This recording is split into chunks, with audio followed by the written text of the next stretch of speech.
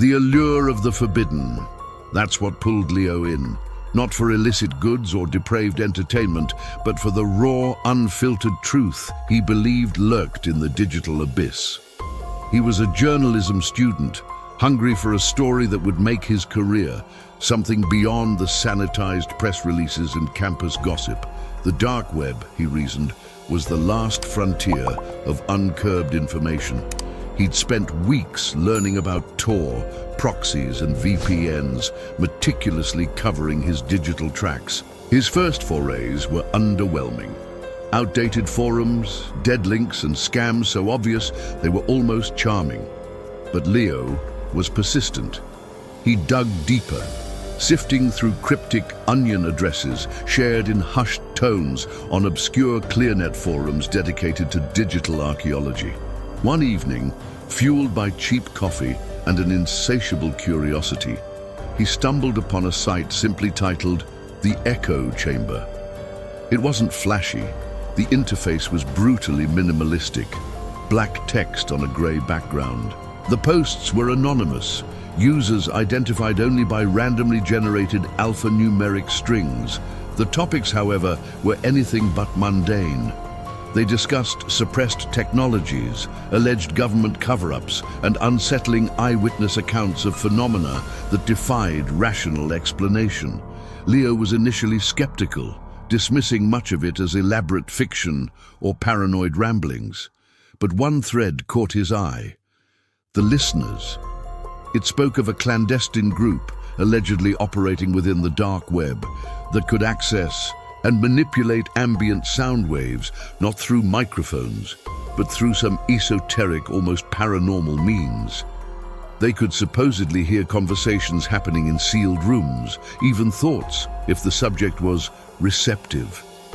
The thread detailed how the listeners used this ability to gather information, blackmail individuals, and subtly influence events. Pure fantasy, Leo muttered, yet he couldn't stop reading. The accounts were chillingly detailed, filled with specific, verifiable details about unrelated events that seemed to lend a strange credence to the overarching narrative. One post, from a user named Xylo7H, described an experiment. Xylo7H claimed to have set up a soundproofed room, placed a specific unpublished poem inside, and then challenged the listeners to recite it. A week later, another anonymous user posted the poem verbatim. Leo felt a shiver. This was the kind of story he craved. If he could even partially verify this, it would be groundbreaking. He decided to try a similar experiment, but with a twist. He wouldn't challenge them. He would try to become a source. He created a new, highly secure Onion email address and posted a message in the Echo Chamber thread. I have information, sensitive, verifiable. How do I reach the listeners? For days, there was no reply. Leo checked obsessively, his initial excitement waning into disappointment. He was about to dismiss it as a hoax when a new private message appeared in his dark web inbox. It was from an untraceable address. No subject line, just a single sentence. Speak your truth. We will hear. Leo's heart pounded. This was it. He decided to broadcast a piece of information only he knew, the exact location of a rare first edition book he had hidden years ago in his late grandmother's attic, a book no one else knew he possessed, let alone its hiding spot. He sat in his silent apartment, closed his eyes, and focused intently on the book. Its leather cover, the scent of old paper, the loose floorboard under which it lay. He visualized it with all his might, speaking the details aloud in a soft whisper. The next day, another message. The Green Leather-Bound Tales of Mystery and Imagination by Poe. Third floor attic, northwest corner, beneath the fourth loose oak floorboard, wrapped in oilcloth. Interesting choice. Leo's blood ran cold. It was exact, too exact. Panic, cold and sharp, pierced through his journalistic ambition. This wasn't a game. These listeners were real. How could they possibly know? He hadn't used any microphones. His laptop was off when he broadcasted. He wanted out. He immediately deleted his dark web accounts, wiped his browser, and formatted his hard drive. He felt a desperate need to disconnect, to become digitally invisible. He avoided his computer for days, the silence of his apartment no longer comforting but pregnant with an unseen presence. A week later, a plain manila envelope with no return address was slipped under his apartment door. Inside was a single sheet of paper. Printed on it, in the same stark font as the echo chamber, was a transcript of a conversation he'd had with his girlfriend Sarah the previous night. A private, whispered conversation in the perceived safety of his bedroom, about his fears, about the dark web, about the listeners. Every word, every pause, every sigh was meticulously documented.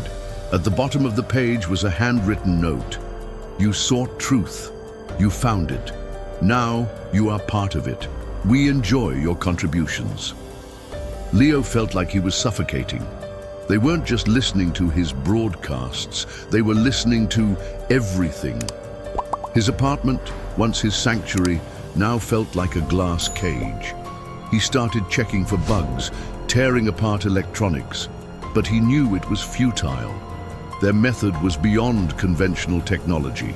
He became paranoid. He spoke in hushed tones, wrote notes instead of talking, jumped at every creak and groan of the building. He stopped seeing Sarah, afraid of implicating her further. His journalistic ambition had curdled into a gnawing terror. The story was no longer something to be reported, it was something that was consuming him. One night, he was jolted awake by a soft whisper in his ear, clear as day, though he was alone in his locked apartment. Don't fight it, Leo. Just listen. He scrambled out of bed, flicking on the lights, his heart hammering against his ribs.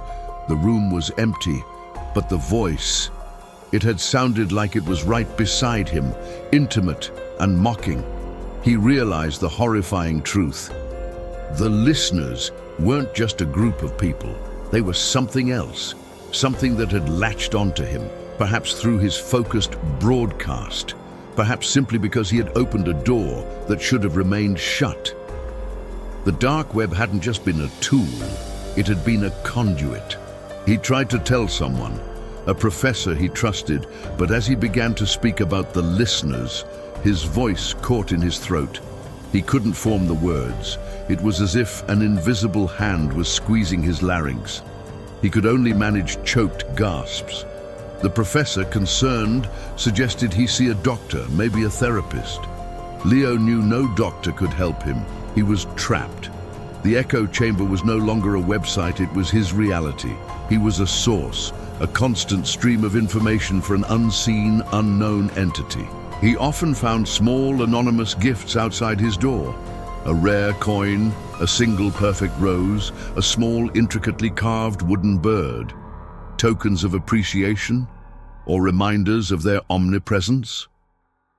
His final descent began when he started hearing their thoughts, or what he perceived to be their thoughts, fragmented whispers, cold and emotionless, discussing him, analyzing his fear, his despair, like scientists observing a specimen.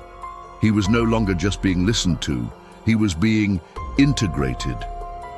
The last entry in Leo's physical journal, found months later after his unexplained disappearance, was short and frantic. They're not just listening, they're in my head. The silence is the loudest sound. I hear them. I am them. The dark web was a mirror, he had once thought, reflecting the hidden corners of humanity. But Leo had found something that wasn't a reflection.